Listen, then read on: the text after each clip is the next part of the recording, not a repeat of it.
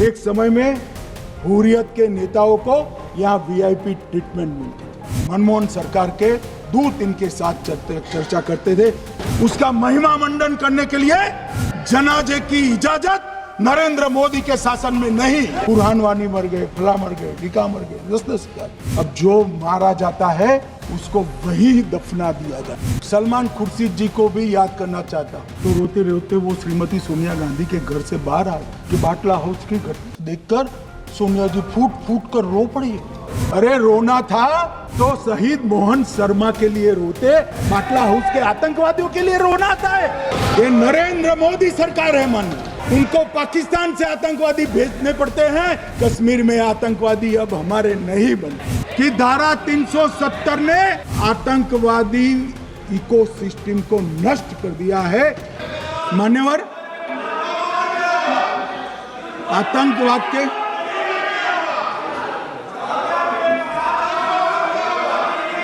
मान्यवर आतंकवाद के खिलाफ लड़ाई होती, कभी वो हमला करते हैं, मगर सवाल ये है कि इन्होंने 5 से 11 के बीच में 27 जघन्य हमले किए, 1000 के करीब करीब लोग मारे गए। आपने क्या किया? क्या किया आपने? जवाब दीजिए, क्या किया? और मैं राहुल गांधी जी को चैलेंज देना चाहता हूं, इन्होंने इस आतंकवादी हमलों के खिलाफ उनकी सरकार ने जो कदम उठाए, यहां खड़े रहकर हिम्मत से बताए देश की जनता को। कुछ नहीं किया मान्यवर। ये यहां से आतंकवादियों की फोटो पाकिस्तान भेजते रहे, डोजियर भेजते रहे। और मान्यवर ये कहते हैं कि आपके समय में भी हमले हुए। मैं उनको अंतर समझाना चाहता हूं, वो देख नहीं पा रहे। मान्यवर, हमारे समय में जो भी आतंकवादी घटना हुई पाक प्रेरित और कश्मीर सेंट्रिक हुई। देश के हिस्से में 2014 से 2025 तक एक भी घटना नहीं हुई है। मान्यवर,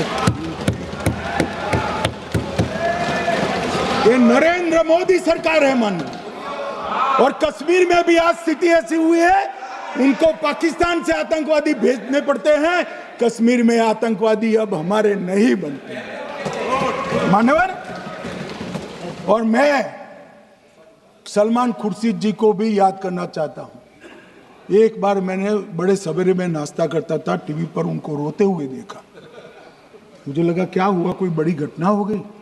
तो रोते रोते वो श्रीमती सोनिया गांधी के घर से बाहर आ गए कि बाटला हाउस की घटना देखकर सोनिया जी फूट फूट कर रो पड़ी। अरे रोना था तो शहीद मोहन शर्मा के लिए रोते, बाटला हाउस के आतंकवादियों के लिए रोना था। और मान्यवर, ये हमें पूछते हैं कि आपने क्या किया। कोई अधिकार नहीं है पूछने का, कोई अधिकार नहीं है मान्यवर। और ये हमें पूछते थे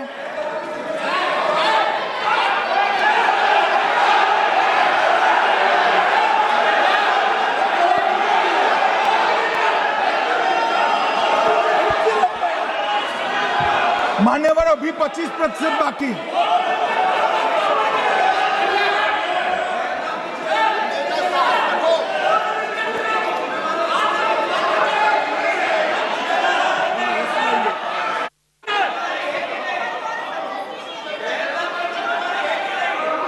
बैठिए, जवाब दे रहे हैं ना आपका, जवाब दे रहे हैं आपका। पहलगांव के बाद जो घटनाक्रम घटित उसका जवाब दे दिया ना माननीय गृह मंत्री जी ने। आपने पूछा आतंकवादियों क्या हुआ, आतंकवादियों का जवाब दे दिया। क्या पूछना चाहते हैं आप? आपने हर सवाल पूछा, हर सवाल जवाब सुनिए माननीय गृह मंत्री जी। मान्यवर, इन लोगों को कल ऐसा था कि ये जो बेसरन के गुनहगार है वो पाकिस्तान भाग गए, तो बड़े आवाज से पूछते थे, भाग गए भाग गए भाग गए, गृह मंत्री क्या करता है, जिम्मेदारी ले। हमारी तो सेना ने ठोक दिया, सीआरपीएफ ने ठोक दिया मन। अब मेरा तो जवाब बनना ना देता है ना वो मांगना बनता है, मगर मैं उनको कुछ पूछना चाहता हूं।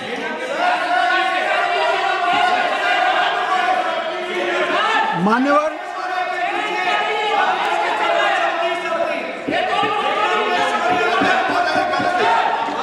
प्लीज, मारेगी तो सेना ही ना, सेना अब ऐसे भी मारेगी ना, तो वो भी ये कह रहे हैं सेना और सीआईएसएफ ने मारा।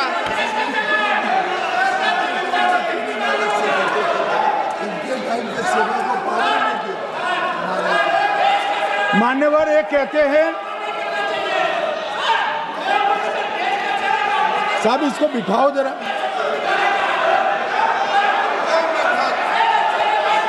हाँ प्लीज बैठिए बैठिए बैठिए बैठिए बैठिए।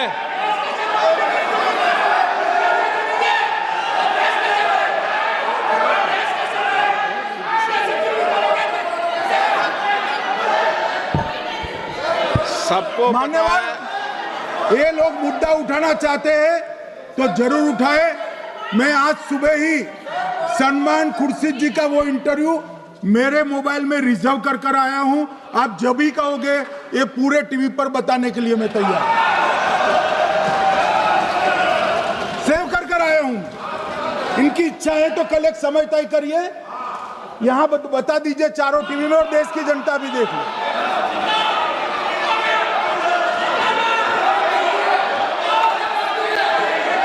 मान्यवर कह रहे हैं बताओ, आप बताओ, बताना है या नहीं बताना? ले पूछो ना उनको। Please please.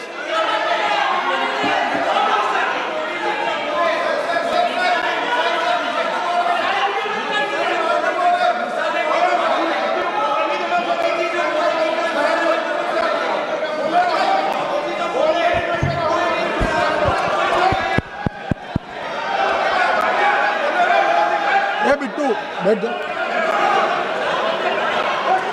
मान्यवर ये पूछ रहे थे कि क्यों भाग गए। अब मेरा समय काफी जाएगा, मैं जरा संक्षिप्त में कहता हूं, घटनाओं पर नहीं जाओ। दाऊद इब्राहिम कासकर 1986 में भागा, श्री राजीव गांधी की सरकार। सैयद सलाउद्दीन 93 में भागा, कांग्रेस की सरकार। टाइगर मेमन 93 में भागा, कांग्रेस की सरकार। अनीस इब्राहिम कासकर 93 में भागा, इनकी सरकार। रियाज भटकल 2007 में भागा, इनकी सरकार। इकबाल भटकर 2010 में भागा, इनकी सरकार। मिर्जा सादाब बेग 2009 में भागा, इनकी सरकार। अब मान्यवर मेरा तो जवाब मांग लिया, हमारे सुरक्षा बलों ने मेरा जवाब भी दे दिया, अब राहुल गांधी इसका जवाब दे।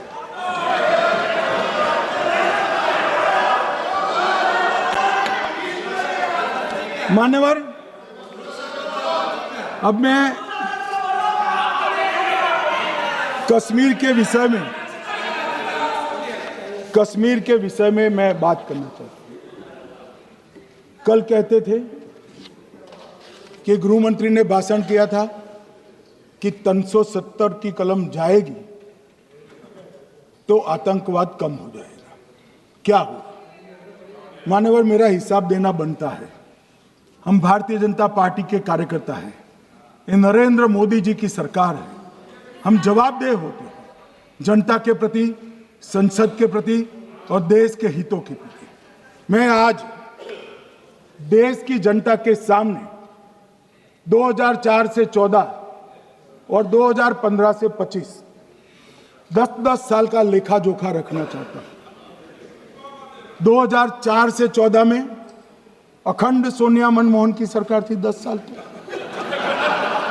और 15 से 25 अखंड रूप से नरेंद्र मोदी जी की सरकार। कश्मीर में टेरर इंसिडेंट 7,217 हुए थे 2004 से 14 में।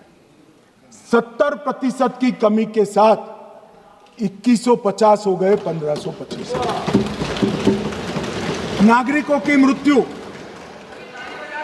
2004 से 14 में 1770 हुई, 2015 से 25 में कम होकर 357 हो गई, 80%। सिक्योरिटी फोर्सेस की मृत्यु 1060 हो गई उस वक्त, और हमारे समय में 542 हुई, और टेररिस्टों की मृत्यु में 123% की वृद्धि हुई। ये हमें पूछ रहे हैं क्या हुआ? आंकड़े से भाग नहीं सकते भाई, आंकड़े से भाग नहीं सकते। और अब मैं कहता हूं कि धारा 370 ने कश्मीर में आतंकवादी इकोसिस्टम को नष्ट कर दिया है, जिस धारा 370 को आपने इतने साल तक बचा कर। हमने जीरो टेरर प्लान बनाया है, एरिया डोमिनेशन प्लान बनाया है, मल्टी लेवल डिप्लॉयमेंट किया है, सुरक्षा जेलें बनाई हैं, 98% ट्रायल अब वीडियो पर हो रहे हैं। हमने संचार साधन बसाए हैं और 702 फोन विक्रेता जेल में डाले, 2667 सिम कार्ड बन गए। हमने एक जमाना था साहब, 10-10 हजार लोगों के जनाजे निकलते थे। पूरे देश ने घटनाएं देखी होगी, बुरहान वानी मर गए, फला मर गए, ढिका मर गए, 10-10 हजार। अब जो मारा जाता है उसको वही दफना दिया जाता है। किसी भी आतंकवादी को उसका महिमा मंडन करने के लिए जनाजे की इजाजत नरेंद्र मोदी के शासन में नहीं। मान्यवर, आतंकवादियों के सगे वाले और समर्थक चुन चुन कर हमने नौकरियों से निकाले, पासपोर्ट रद्द कर दिए हैं, गवर्नमेंट कॉन्ट्रैक्ट रद्द कर दिए हैं, 75 से ज्यादा आतंकी समर्थकों को कोर्ट से ऑर्डर लेकर सरकार से बर्खास्त कर दिया गया है। बार काउंसिल उनके समर्थकों से भरी थी, सस्पेंड कर नया लोकप्रिय चुनाव हमने कराया है। मान्यवर, कई संगठन बैन करे, मैं बाद में बताता हूं। विशेष यूएपीए अदालतें बनाई हैं, लगभग मार्च 22 से 25 के बीच में यूएपीए के 2267 मामले हमने जब्त किए हैं, दर्ज किए हैं, 374 कुर्की की है। और परिणाम क्या है मान्यवर? ये पूछ रहे हैं परिणाम क्या है?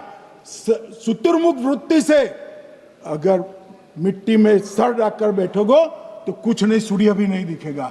मान्यवर, परिणाम आया है। पहले ऑर्गेनाइज टॉन्ट पेल्टिंग साल की 2654 होती थी एवरेज इनकेस में। कितनी मान्यवर? 2654 पथराव होते हैं, 2024 में 0 हो गए। मान्यवर, ऑर्गेनाइज हड़ताल पाकिस्तान से ऐलान करते थे, घाटी बंद रहती थी। पाकिस्तान की भी हिम्मत नहीं है, घाटी में भी हिम्मत नहीं है। इनके समय में साल में 132 दिन घाटी बंद रहती थी, अब ऑर्गेनाइज हड़ताल 3 साल से 0 है। मान्यवर, टॉन्ट पेल्टिंग में नागरिकों की मृत्यु हर साल 112 होती थी, 3 साल से नागरिकों की मृत्यु 0 है। मान्यवर, जख्मी होते थे 6235 लोग टॉन्ट पेल्टिंग में, आज 0। मान्यवर, आज मैं बताता हूं, एक समय में हुर्रियत के नेताओं को यहां वीआईपी ट्रीटमेंट मिलता था, हुर्रियत के साथ चर्चा करते थे, और ये हुर्रियत वाले आते थे, रेड कारपेट पूरा रोड खाली कर सीधा आता था, और मनमोहन सरकार के दूत इनके साथ चर्चा करते थे। सारे हुर्रियत के कंपोनेंट हमने बैन कर दिए हैं, सारे जेल की सलाखों के पीछे। हम कोई हुर्रियत से बात करना नहीं चाहते। मैं सदन में नरेंद्र मोदी जी की नीति दोहराना चाहता हूं। हुर्रियत टेररिस्ट संगठनों के आउटफिट है, हम इनसे बात नहीं करेंगे। हम अगर किसी से बात करेंगे तो घाटी के युवाओं के साथ बात करेंगे, हुर्रियत के साथ। देश दुनिया की ताजा खबरें और वीडियोस के लिए अभी डाउनलोड करें पत्रिका ऐप।